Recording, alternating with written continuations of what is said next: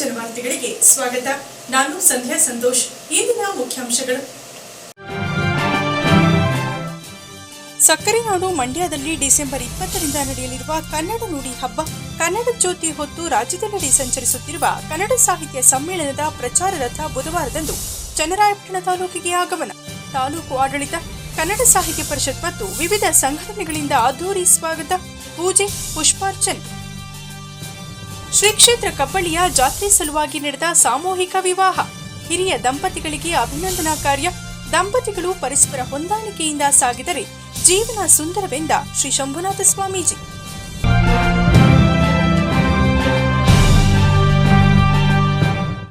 ವಾರ್ತೆಗಳ ವಿವರ. ಸಕ್ಕರೆ ನಾಡು ಮಂಡ್ಯದಲ್ಲಿ ಡಿಸೆಂಬರ್ 20ರಂದು ನಡೆಯಲಿರುವ 87ನೇ ಅಖಿಲ ಭಾರತ ಕನ್ನಡ ಸಾಹಿತ್ಯ ಸಮ್ಮೇಳನದ ಪ್ರಚಾರ ರಥವು ಚನ್ನರಾಯಪಟ್ಟಣ ತಾಲೂಕಿಗೆ ಬುಧವಾರದಂದು ಆಗಮಿಸಿತು.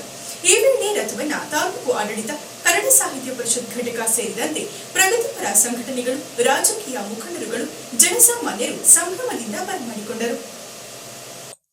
ಡಿಸೆಂಬರ್ 20ರಿಂದ 22ರವರೆಗೆ 3 ದಿನಗಳು ನಡೆಯುವ 87ನೇ ಕನ್ನಡ ಸಾಹಿತ್ಯ ಸಮ್ಮೇಳನದ ಪ್ರಚಾರ ರಥವು ಕನ್ನಡಿಗರನ್ನ ಸಂಘಟಿಸುವ ಸಲುವಾಗಿ ರಾಜ್ಯಾದ್ಯಂತ ಸಂಚರಿಸಲಾಗುತ್ತಿರುವ ರಥಯಾತ್ರೆಯು ಬುಧವಾರದಂದು ಜಿಲ್ಲೆಯ ಹೊಳೆನರಸೀಪುರ ತಾಲೂಕಿನಿಂದ 9:30 ಗಂಟೆ ಸುಮಾರಿಗೆ ತಾಲೂಕಿನ ಗಡಿ ಭಾಗವಾದ ಗನ್ನಿಕಡಕ್ಕೆ ಆಗಮಿಸಿತು.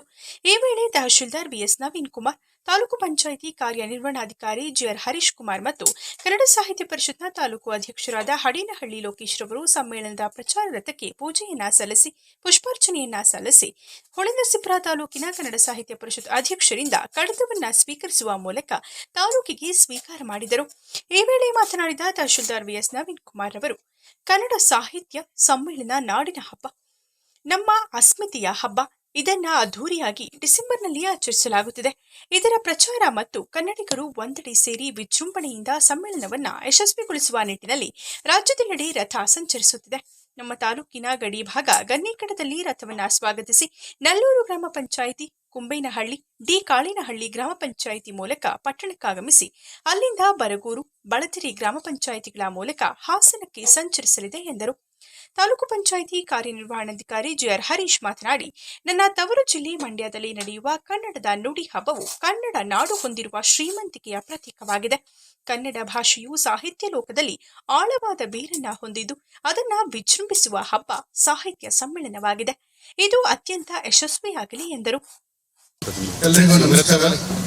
ಈ ದಿನ ಕನ್ನಡ ಜ್ಯೋತಿ ರಥಯಾತ್ರೆ ನಮ್ಮ ಚನ್ನರಾಯಪಟ್ಟಣ ಬಾರ್ಡರ್ಗೆ ಬಂದಿದೆ. ಅದು ನಾವೆಲ್ಲರೂ ಕೂಡ ಖುಷಿ ಪಡುವಂತಹ ವಿಚಾರ ಮತ್ತು ಸಂಭ್ರಮಿಸುವಂತಹ ವಿಚಾರ.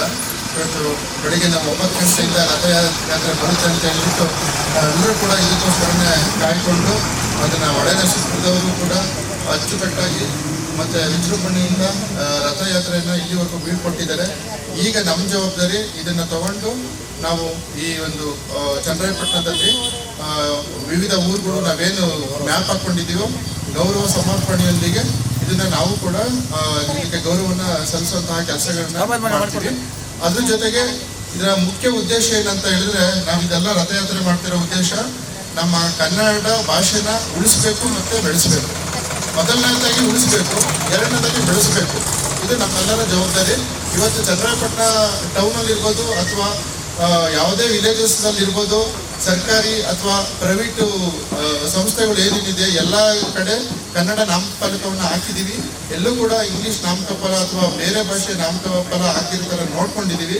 ಅದೇ ರೀತಿ ಈ ನವೆಂಬರ್ ತಿಂಗಳಲ್ಲಿ ನಾವು ಯಾವ ಥರ ಕನ್ನಡ ಭಾಷೆಗೆ ಪ್ರೋತ್ಸಾಹ ಕೊಡ್ತಾ ಇದ್ದೀವೋ ಅದೇ ರೀತಿ ವರ್ಷಾದ್ಯಂತ ಕೂಡ ನಾವು ಕನ್ನಡ ಭಾಷೆಗೆ ಪ್ರಾಧಾನ್ಯತೆ ಕೊಟ್ಟು ಉಳಿಸಿ ಬೆಳೆಸೋಂಥ ಕೆಲಸ ಖಂಡಿತ ನಾವು ಮಾಡ್ತೀವಿ ಅಂತ ಹೇಳ್ತಾ, ಎಲ್ಲರೂ ಕೂಡ ಕನ್ನಡ ಭಾಷೆನ ಬೆಳೆಸೋದಕ್ಕೆ, ಉಳಿಸೋದಕ್ಕೆ ಮತ್ತೆ ಇವತ್ತು ಏನು ಪ್ರಪಂಚದಲ್ಲೇ ಒಂದು ಅಗ್ರಸ್ಥಾನದಲ್ಲಿ ನಮ್ಮ ಭಾಷೆ ನಿಂತ್ಕೊಂಡಿದೆ, ಅದನ್ನ ಮುಂದೆ ಕೂಡ ಇದೇ ಈ ಗೌರವವನ್ನು ಇಂದು ಕನ್ನಡ ಜ್ಯೋತಿ ರಥ ನಮ್ಮ ತಾಲೂಕಿಗೆ ಬಂದಿದೆ. ನಾವು ಅದನ್ನು ಸ್ವೀಕರಿಸಿದ್ವಿ.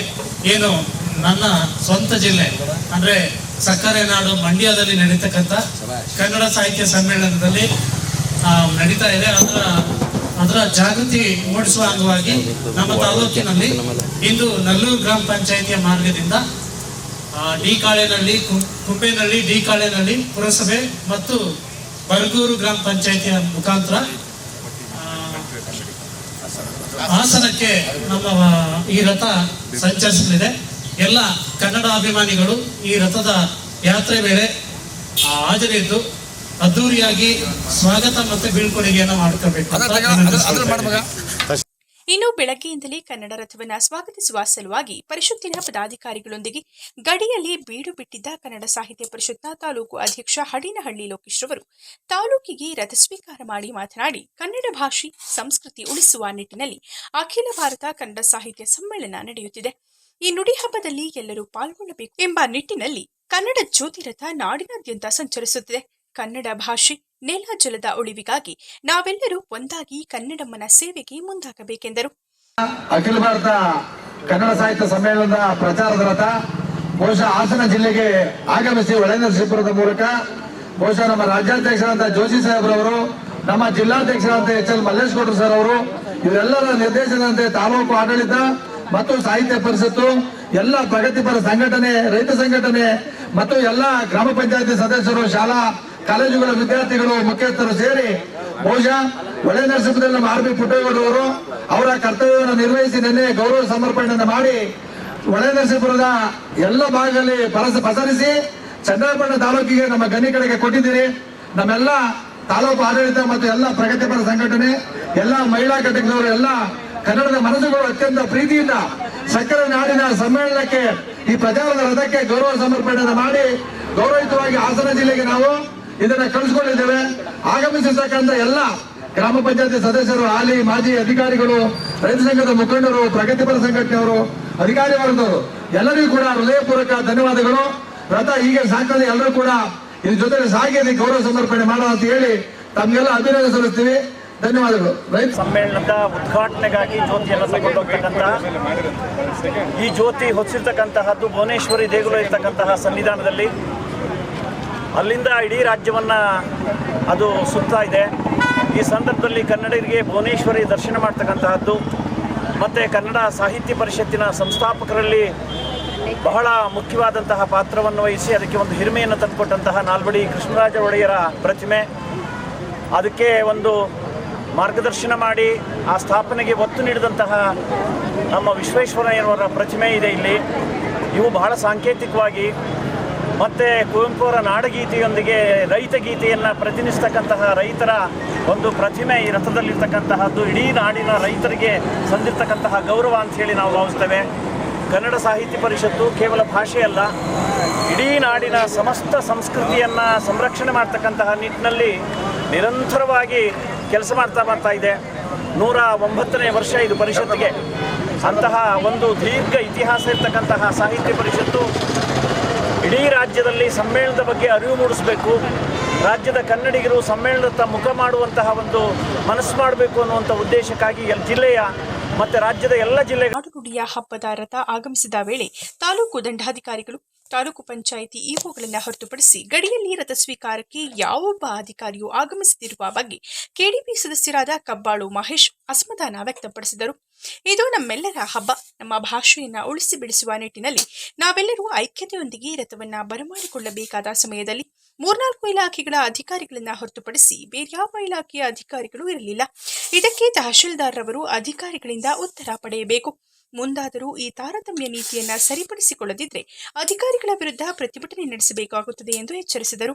ಪರಿಷತ್ನ 78ನೇ ಒಂದು ಕಾರ್ಯಕ್ರಮ ಏನಿದೆ ಅದರ ಪ್ರಯುಕ್ತವಾಗಿ ಇವತ್ತು ಹಾಸನ ಜಿಲ್ಲೆಗೆ ಆಗಮಿಸಿದಂತಹ ಕನ್ನಡ ರಥವನ್ನು ಇವತ್ತು ಬರೀ 2 ಇಲಾಖೆ ಮಾತ್ರ, ಕಂದಾಯ ಇಲಾಖೆ ಮತ್ತು ತಾಲೂಕ್ ಪಂಚಾಯಿತಿ ಇಒ, ಅದ್ಬಿಟ್ಟು ನಲ್ಲೂರು ಗ್ರಾಮ ಪಂಚಾಯಿತಿಯ PDO ಇಷ್ಟು ಜನ ಮಾತ್ರ ಬರಮಾಡ್ಕೊಂಡಿದ್ದಾರೆ. ದಯಮಾಡಿ ಖಂಡನೆಯ. ಇವತ್ತು ತಾಲೂಕಿನ ಪ್ರಥಮ ಪ್ರಜೆ ಆದಂತಹ ಶಾಸಕರು ಕೂಡ ಇವತ್ತು ಬಂದಿಲ್ಲ. ಇನ್ನು ಮಿಕ್ಕಿದಂಥ ಇಲಾಖೆಗಳು ಶಿಕ್ಷಣ ಇಲಾಖೆ ಇರ್ಬೋದು, ಪುರಸಭೆ ಇರ್ಬೋದು, ತೋಟಗಾರಿಕೆ ಇಲಾಖೆ ಇರ್ಬೋದು, ಮತ್ತು ಕೃಷಿ ಆರೋಗ್ಯ ಇಲಾಖೆ ಇರ್ಬೋದು, ಮಿಕ್ಕಿದ ಇಲಾಖೆಗಳು ಯಾವೂ ಕೂಡ ಇಲ್ಲಿ ಬಂದಿಲ್ಲ. ಇದು ಖಂಡನೆ. ಇದು ಮುಂದಿನ ದಿನಗಳಲ್ಲಿ ಈ ಥರನ ಆದರೆ ನಾವು ಇದನ್ನು ಖಂಡಿಸ್ತಾ ಪ್ರತಿಭಟನೆಯನ್ನು ಮಾಡ್ತೀವಿ ಅಂತ ಹೇಳಲಿಕ್ಕೆ ನಾನು ಇಷ್ಟಪಡ್ತಾ ಇದ್ದೀನಿ.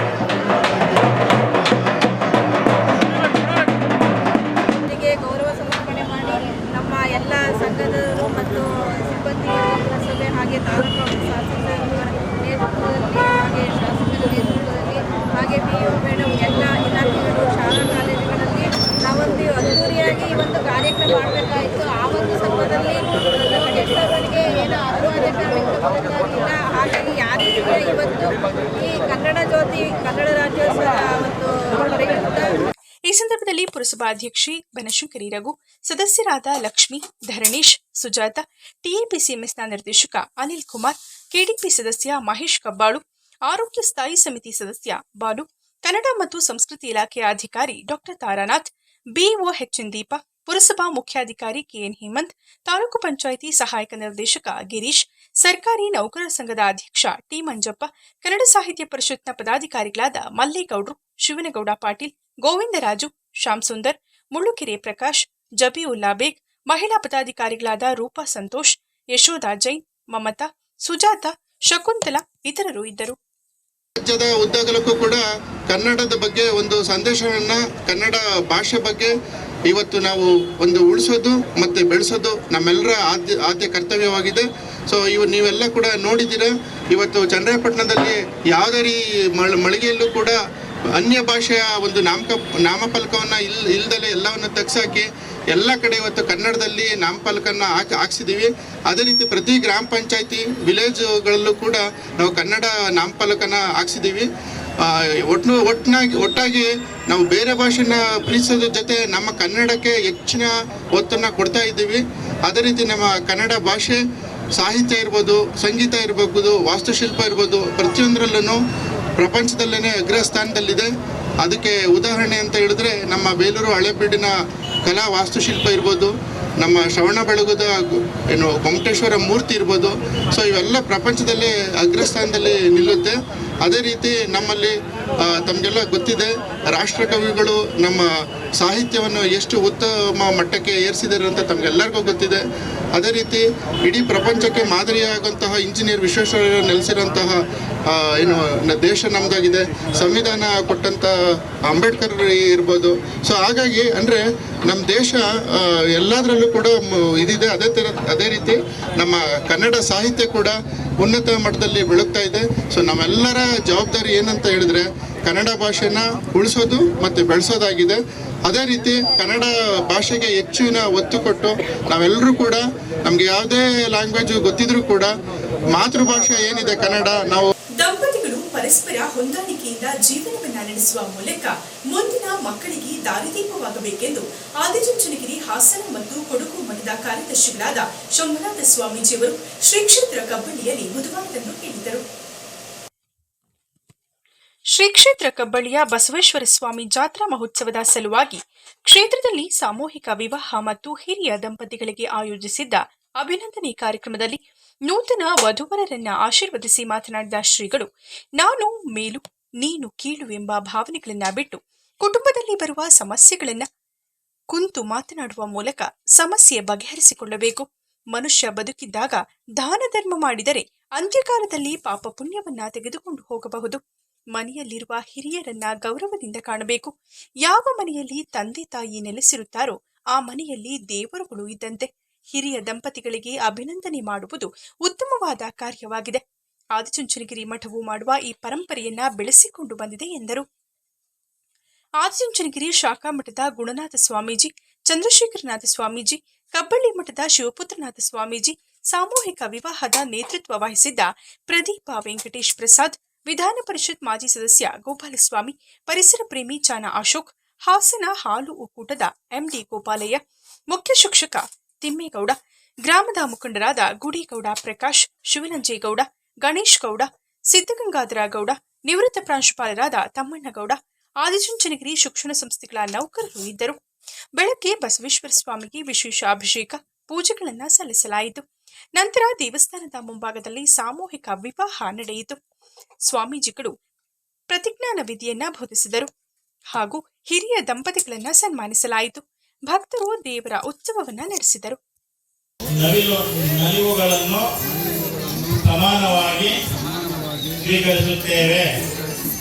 ನಾವಿಬ್ಬರು ನಮ್ಮ ಮುಂದಿನ ಜೀವನದಲ್ಲಿ ಒಬ್ಬರಿಗೊಬ್ಬರು ಪರಸ್ಪರ ನಂಬಿಕೆ ಹಾಗೂ ನಿಷ್ಠೆಯಿಂದ ಇರುತ್ತೇವೆ. ನಾವು ಪ್ರಾಮಾಣಿಕವಾಗಿ ಕಷ್ಟಪಟ್ಟು ದುಡಿದು ಇಷ್ಟಪಟ್ಟು ಬದುಕುತ್ತೇವೆ. ನಮ್ಮಿಬ್ಬರ ಕುಟುಂಬಗಳಿಗೂ ಗೌರವ ತಂದುಕೊಡುವಂತೆ ನಡೆದುಕೊಂಡು ನಾವಿಬ್ಬರು ಪ್ರತಿ ಹೆಜ್ಜೆಯಲ್ಲಿಯೂ ಕೈ ಜೋಡಿಸಿ ಬದುಕುತ್ತೇವೆ. ಪರಸ್ಪರ ಸುಖ ದುಃಖಗಳನ್ನು ಹಂಚಿಕೊಂಡು ಜೊತೆಯಾಗಿಯೇ ಪಯಣಿಸುತ್ತೇವೆ.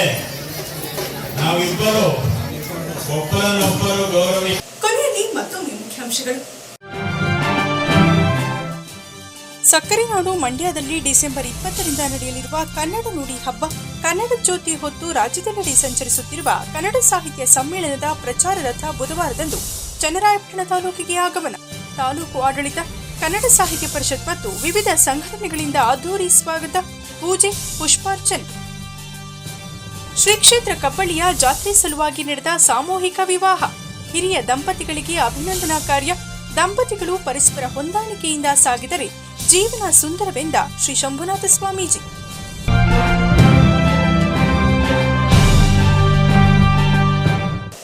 ಇದರೊಂದಿಗೆ ವಾರ್ತಾ ಪ್ರಸಾರ ಮುಕ್ತಾಯವಾಯಿತು.